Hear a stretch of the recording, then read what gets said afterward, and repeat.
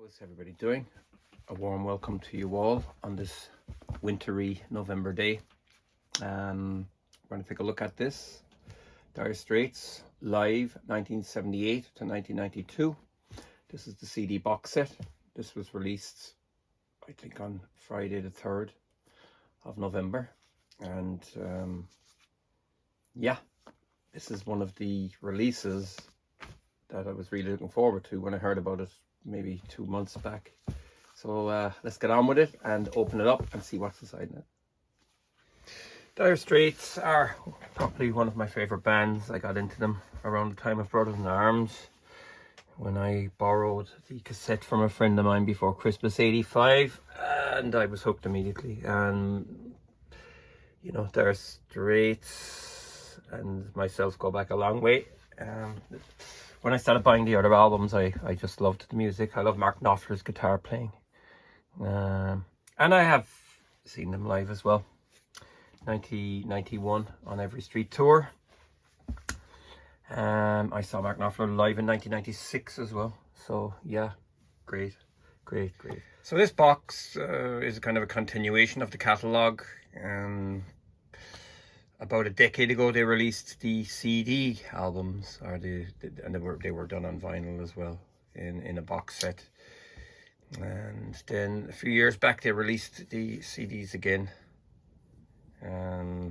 But there was no booklet in that box, which was a pity, and it also had the 1996 HD CD remasters, which you know, at least they should have upgraded them a little bit. I prefer the older 80s CDs. I just think they sound better.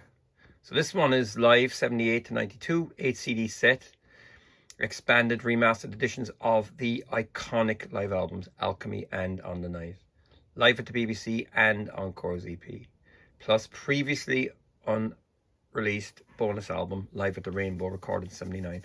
Now I reckon that's probably the big thing here for fans. Yeah, really cool.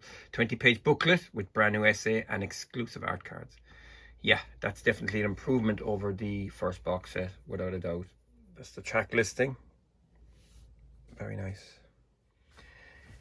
So as you can see, I spared you the pain of watching me open the cling film with a kind of blunt Swiss Army knife.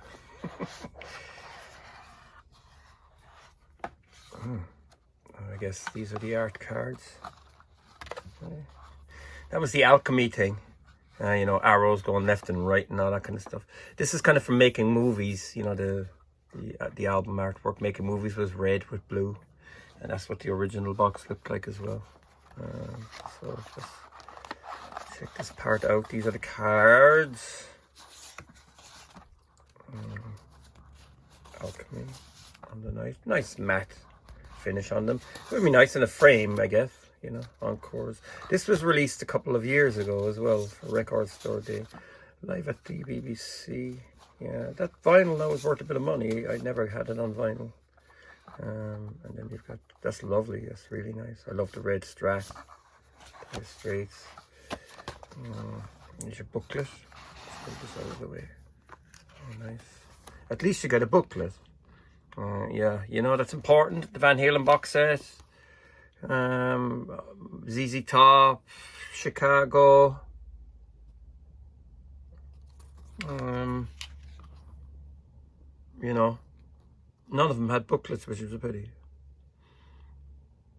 Mark around 82. That was a cool time for the band. I love Love Over Gold. I think it's a great album.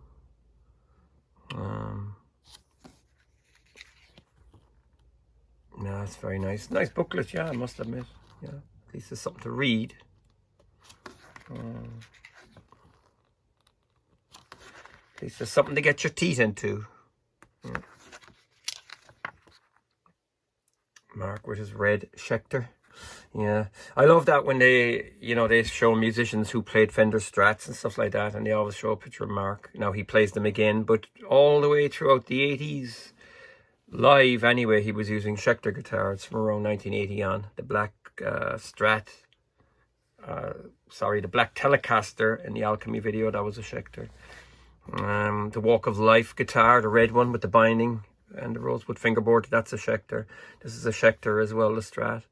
I think he had a blue one as well. You know, he obviously recording the albums, you know, he probably used lots of different guitars, but that red one was his main guitar till he switched over to the Pensa Sur in 1986, 87, which I was never fond of, but then he had a very dark tone as well. So, yeah. Okay, so we just take it as it comes. Alchemy. So there's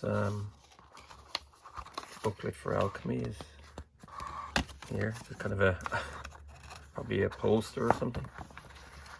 Yeah. There you go. Yeah. All the original photos from Alchemy.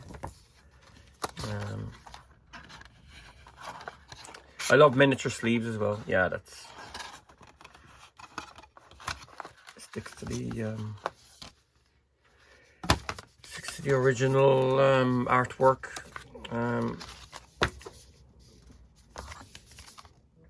So here's the new track listing. Once Upon a Time in the West, Industrial Disease, Espresso Love. Yeah, because you can hear the start of that one when on original Alchemy. Romeo and Juliet, Love Over Gold, Private Investigation, Sultans of Swing, Twisting by the Pool is now on it, Two Young Lovers, Portobello Bell, Tunnel of Love, Solid Rock, Telegraph Road, love Telegraph Road. Going Home, theme from Local Hero. Local Hero is brilliant as well. It's a great soundtrack. I love it. So that's your expanded Alchemy. Okay, next is On the Night. This has been expanded, which is cool. I always felt this should have been a double, to be honest. It was a single CD, and then there was the encores. But it had it repeated Your Latest Trick, wasn't it? Yeah. But now it's expanded, which is fantastic because we get to hear some tracks that were normally cut off the original CD edit.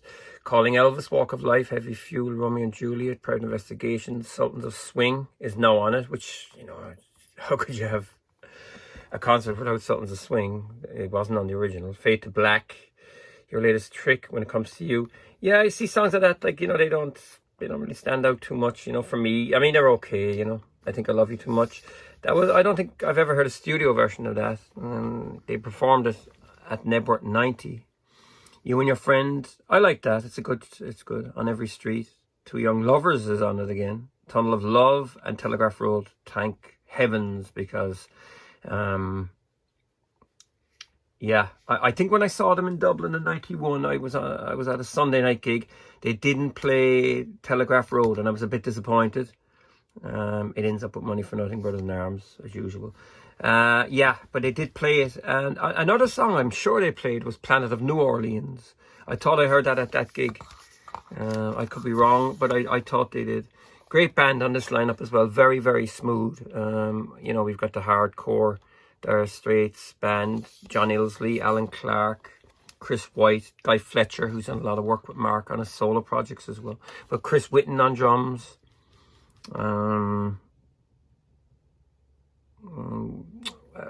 Rhythm guitar is Phil Palmer, and then percussion was by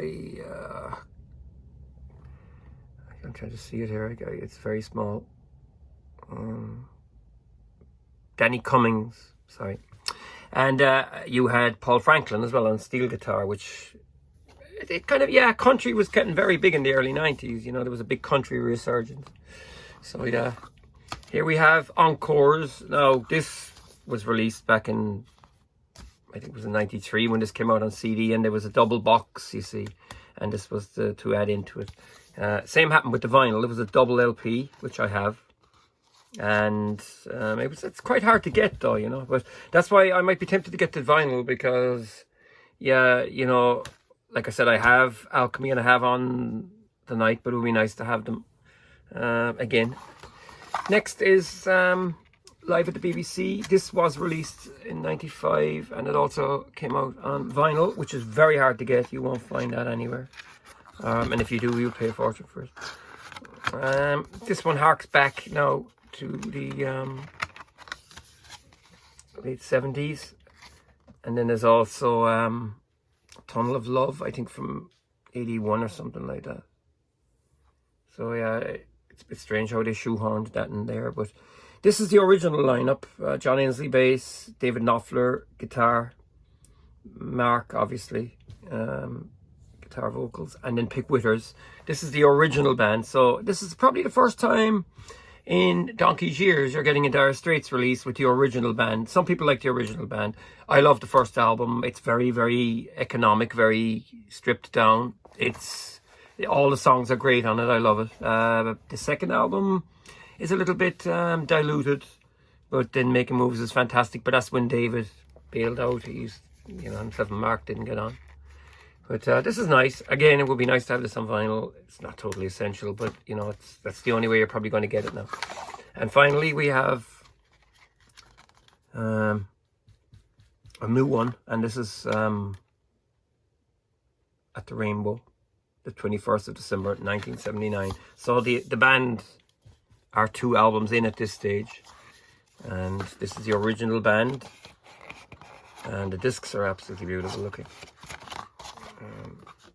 The same, I presume. Yeah, this is cool. This is going to be, the selling point of this box.